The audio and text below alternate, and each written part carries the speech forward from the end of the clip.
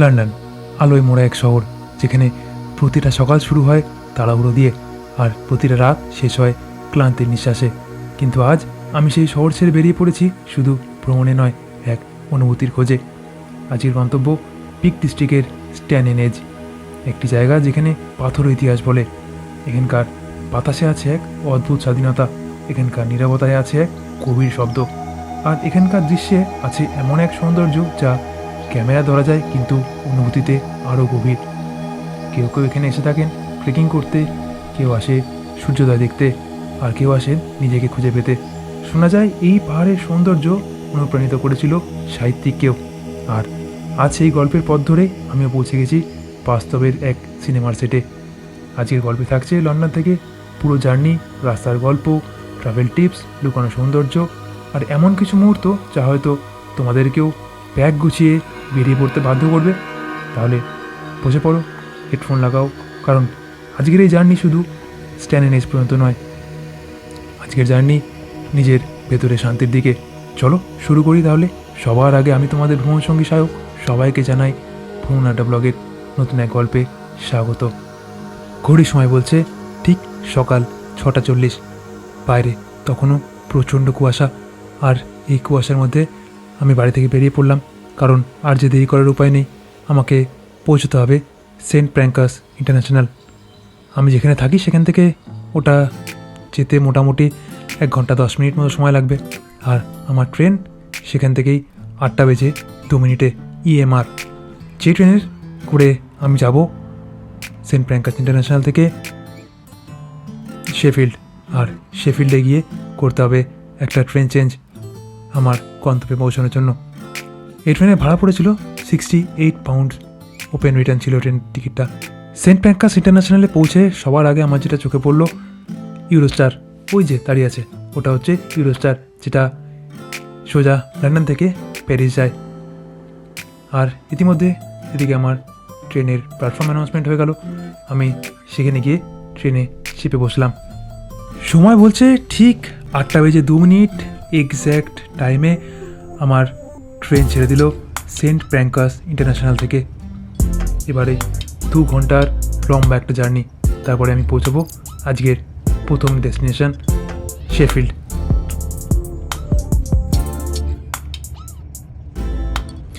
2 ঘন্টার এই লম্বা জার্নি আমাকে উপহার দিল একের পর এক সুন্দর ল্যান্ডস্কেপ, আর প্রকৃতি যেন নিজের মতো করে সামনে এসে ধরা দিচ্ছিল। এরপরে পৌঁছালাম শেফিল্ড। সেখানে নর্দার্ন লাইনের ট্রেন ধরতে হবে, আর সেই ট্রেনে একটু কোনো গণ্ডগোল ছিল, যে কারণে বেশ ভিড় ছিল সেই ট্রেনটায়। যাই হোক, সেই ভিড় আমার জার্নিতে খুব একটা এফেক্ট করেনি, যার জন্য আমি সেই ট্রেন ধরে পৌঁছে গেলাম আমার আজকের ফাইনাল ডেস্টিনেশন, যেখান থেকে শুরু হবে আজকের আসল জার্নি, হেথেসেজ।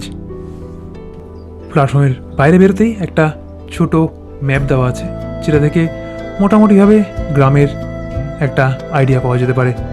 হ্যালো, গুড মর্নিং সবাইকে। ঘড়ির সময় বলছে বাজে সকাল 11টা, আর আজকে 25 তারিখ, 25শে এপ্রিল 2026। আমি এই মুহূর্তে আছি ইংল্যান্ডের একটা গ্রামে, যার নাম হেথেসেজ। গ্রামটা কিন্তু খুব সুন্দর গ্রাম, এসে থেকে একটা বেশ অন্যরকম ফিলিং দিচ্ছে, যেটা পাওয়া যায় না সব জায়গায়। আর যেহেতু এখন এটা বসন্ত বা স্প্রিং, সেই কারণেই আর কি সব জায়গায় ফুল ফুটে আছে, আরও সুন্দর লাগছে দেখতে। চলো আগের দিকে যাওয়া যাক। আর সামনে এটা পুরো আপহিল, মানে খাড়াই পাহাড়ের দিকে উঠতে হবে। চলো সেটা উঠে যাক। তবে আজকে ওয়েদার বেশ ভালো, সুন্দর একটা রোদ আছে, ঠান্ডা এক ফোঁটাও নেই। যদিও সকালে যখন বেরিয়েছিলাম তখন বেশ কুয়াশা ছিল, এখন সেটা কিছু নেই, কুয়াশা কেটে গেছে, বেশ ভালো লাগছে হাঁটতে। এটা ইংল্যান্ডের পিক ডিস্ট্রিক্ট ন্যাশনাল পার্কের আন্ডারে আসে, আর এই ন্যাশনাল পার্কটা অনেক পুরনো একটা ন্যাশনাল পার্ক। ট্রেন থেকে নেমে স্টেশনে থেকে হাঁটলে প্রায় 50 মিনিট মতো লাগে, যেখান থেকে অ্যাকচুয়াল পাহাড়ের ওপরে চড়াটা শুরু হয়, সেই জায়গাটা পৌঁছে যায়। তো আমি সারিয়ে পাওয়া হাঁটছি, দেখা যাক কতক্ষণে ক্রস করা যায় এই জায়গাটা। গিয়ে যদি পরে সময় থাকে, ইচ্ছা আছে একটু এই গ্রামটা ঘুরে দেখার, দেখা যাক কতটাই করা যায়, চেষ্টা করবো ঘুরে দেখার। বেশ অনেক গাড়ি উপর দিকে যাচ্ছে, বুঝতে পারছি না এক্স্যাক্টলি যখন এই জায়গাটায় পৌঁছাবো সেখানে কতটা ভিড় হবে বা কিছু হবে। ট্রেনে তো ভিড় ছিলই,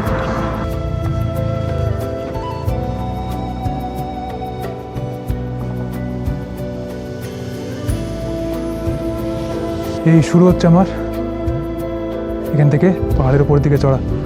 এই রাস্তা দিয়ে আমাকে যেতে হবে উপরের দিকে, আর আমি এসেছি হুকস কার পার্ক দিয়ে ভেতরে এন্ট্রি করছি।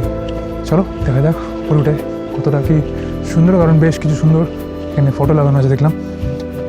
চলো যাওয়া যাক উপরের দিকে। কিন্তু আমি দেখছি উপরে বেশ অনেক লোকের ভিড়, যেমন ট্রেনে ভিড় ছিল, রাস্তায় গাড়ি এসছে, এখানে কার পার্কে অনেক গাড়ি দাঁড়িয়ে আছে, মনে হচ্ছে উপরে ভিড় হবে, দেখাই যাক।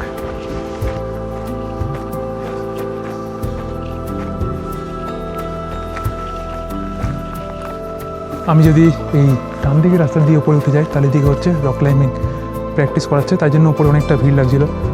নিচ থেকে দেখা যাচ্ছিলো অনেকে অরেঞ্জ কালারের জামা পরে দাঁড়িয়ে আছে, তারা রক ক্লাইম্বিং করছে। আমি এখান থেকে দেখে ব্যাপারটা বুঝতে পারলাম। আর আমাদের জন্য, মানে যারা সাধারণ উপরে চড়তে যায় তাদের জন্য এইখান থেকে বাঁ দিক দিয়ে এই রাস্তাটা করা আছে। তো এই রাস্তাটা দিয়ে আপাতত আমি উপরের দিকে উঠবো। তবে এখান থেকে যেটা দেখা যাচ্ছে সেটা হচ্ছে অসম্ভব সুন্দর দেখা যাচ্ছে, পুরো দূর দূর পর্যন্ত শুধু সবুজ আর সবুজ। বেশ খানিকটা আমি উপরে উঠে এসেছি, গাড়িগুলো নিচে এখন দেখা যাচ্ছে, আর আমি অনেকটা উপরেই মাঝ রাস্তায় মোটামুটি। আর এখান থেকে দেখা যাচ্ছে এটা অসম্ভব সুন্দর লাগছে দেখতে, অসাধারণ।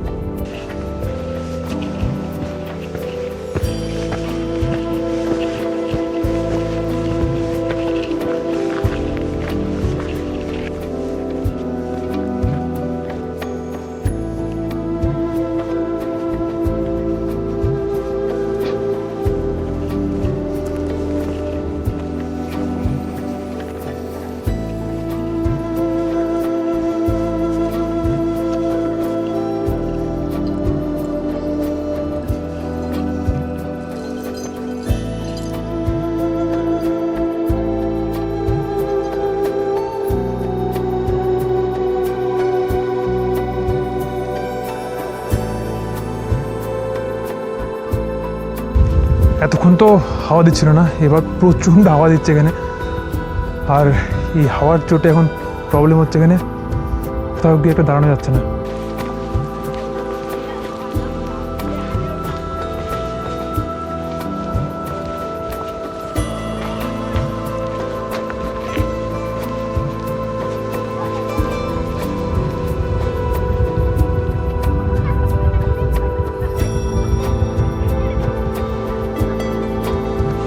এখন এখানে এতটা হাওয়া দিচ্ছে, পাখিগুলো ঠিকমতো উঠতে পারছে না, পাখিগুলো উঠতে স্ট্রাগল করছে, এক জায়গায় দাঁড়িয়ে মানে পাখনা ঝাপটাচ্ছে।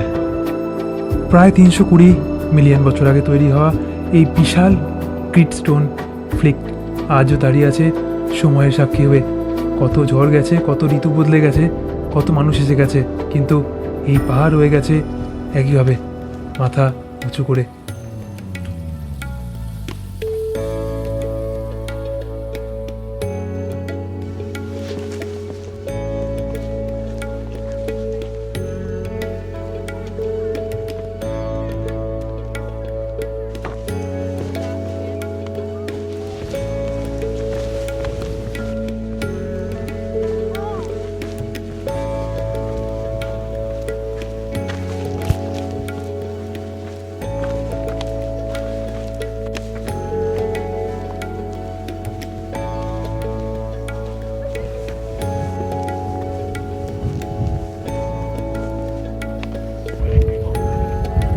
চলে এসেছি আমি সামিট পয়েন্ট। এই পেছনে এই যে পিলারটা আছে, এটাই সামিট পয়েন্ট। এখান থেকে পুরো জায়গাটা অন্যরকম লাগছে, এতক্ষণ একরকম ছিল, এখন এক পাশে সবুজ, এক পাশে একটা কালচে ব্রাউন, সব মিলিয়ে একটা অসাধারণ ভিউ তৈরি আছে। পাশে পাহাড়, ও পাশে সবুজ পুরো লাশ গ্রিন দেখা যাচ্ছে। অসাধারণ, অসাধারণ, কিচ্ছু বলার নেই এখান থেকে। চুপ করে দেখা ছাড়া আমার তো কোনো ভাষা নেই এই মুহূর্তে বলার।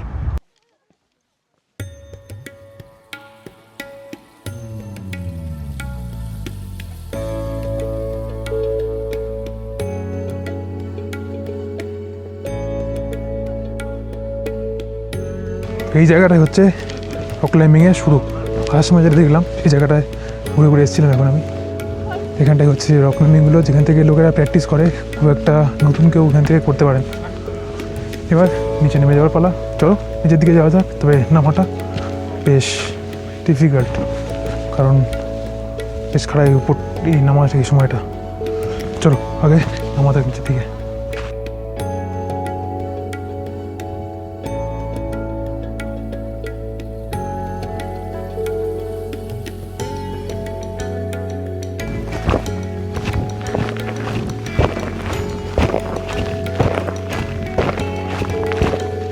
আমি তো নেমে চলে এলাম, কিন্তু এখন প্রচুর লোক ওপরে উঠছে। এখন আবার দেখলাম আমি নামার সময় বেশ অনেক লোক এসছে এখন।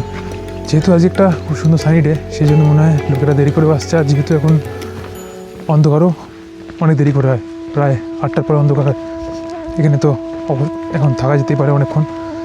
সেই জন্য মনে হয় লোকে আরও বেশি করে দেরি করে আসছে আর কি। আর আমি নেমে এসেছি ওই উপরটা থেকে। এখন এটা অনেক দূরে দেখাচ্ছে, কিন্তু উপর থেকে অন্যরকম লাগছিল, নিচে এসে একদম অন্যরকম। সকালে আমি এখানে এসে পৌঁছেছিলাম, তখন বাজছিল 11টা 10:45 মতো। আর এখন বাজে ঠিক কাটায় 3টে। আমি ট্রেক শেষ করে নিচে নামলাম। মানে 11টা থেকে শুরু করা যেতে পারে, তো 11টা থেকে 3টে 4 ঘন্টা কিন্তু মোটামুটি লাগে এই ট্রেকটা করতে। এখন আমি গ্রামটা ঘুরে দেখিনি, চেষ্টা করবো একবার গ্রামটা ঘুরে দেখা যাক কী করা যায়। কারণ এটা এখন অনেকটা হাঁটতে হবে। সেই গ্রামটা যেখান থেকে এসেছিলাম আমি ওই রাস্তা দিয়ে যাব আবার, তো ওই গ্রামটায় পৌঁছতে আমার সময় লাগবে এখান থেকে মোটামুটি আরও 50 মিনিট মতো।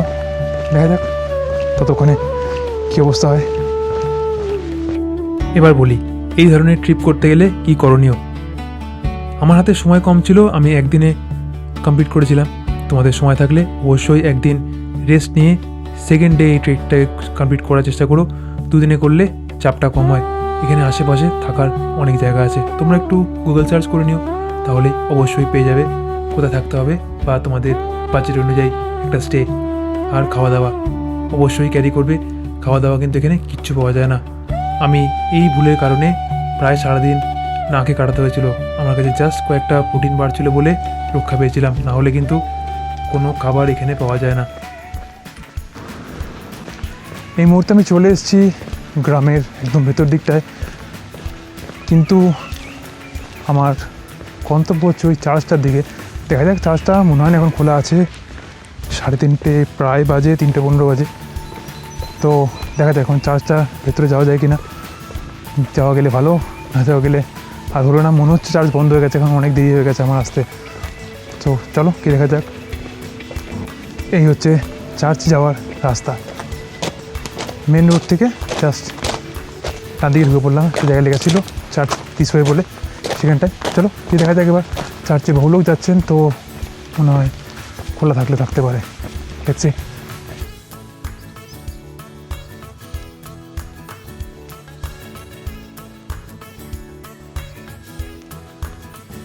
শুনতে অবাক লাগলেও অনেকেই বিশ্বাস করেন এখানে সমাধিস্থ হয়েছিলেন লিটল জন, সেই বিখ্যাত লোককাহিনী নায়ক রবিন হুডের বিশ্বস্ত সঙ্গী। ইতিহাস আর গল্পের মাঝামাঝি দাঁড়িয়ে থাকা এই নামটি শত শত বছর ধরে মানুষের কৌতূহল জাগিয়ে রেখেছে। কথিত আছে লিটল জন ছিলেন অস্বাভাবিক লম্বা ও শক্তিশালী একজন মানুষ, আর তার কবরটি নাকি সাধারণ মানুষের চেয়ে অনেক বড়, যেন মৃত্যুর পরেও তার কিংবদন্তি এখনও মুছে যায়নি। ও এখন 3টে বাজলো। আমি ঘড়ির সময়টা ভুলতে গেছিলাম। 3টে বাজলো, তাই এখানে ঘন্টা পড়লো 3টে বাজলো, যে তার 3টের ঘন্টা। আর এদিকে পুরোটাই সিমেট্রি পেছন দিকটা। সবটা সিমেট্রি আর এই চার্চ।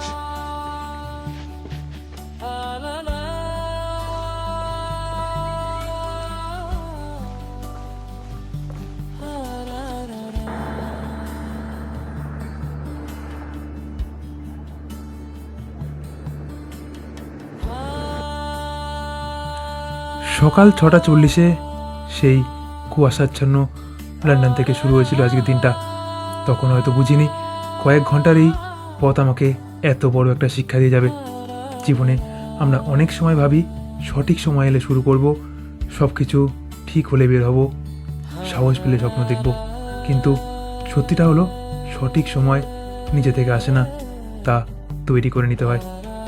আজ যদি আমি ঘুমিয়ে থাকতাম, যদি বলতাম আরেক দিন যাব, তাহলে এই দৃশ্য, এই অনুভূতি, এই শান্তি কিছুই হয়তো পাওয়া হতো না। স্ট্যানহেঞ্জ আমাকে শিখিয়েছে প্রতিটা বড় যাত্রা শুরু হয় একটা ছোট সিদ্ধান্ত থেকে। সকালে বিছানা ছেড়ে ওঠা, প্রথম পদক্ষেপ নেওয়া আর নিজের ভয়কে পেছনে ফেলে সামনে হাঁটা, এইভাবেই নতুন গল্প তৈরি হয়। আর যদি এখনও জীবনের কঠিন সময় চলে থাকে, মনে রাখবে কুয়াশা কখনো স্থায়ী হয় না। একটু পরে আকাশ পরিষ্কার হয়, রাস্তা দেখা যায়, সূর্য ওঠে। কেমন লাগলো জানিও। অপেক্ষায় থাকবো তোমাদের কমেন্টের। অপেক্ষায় থাকো, আমি আবারও ফিরবো নতুন কোনো গল্প নিয়ে। আজকের মতো এখানেই শেষ করলাম। ভালো থেকো, ভালো রেখো, সুস্থ থেকো, সুস্থ রেখো। টাটা।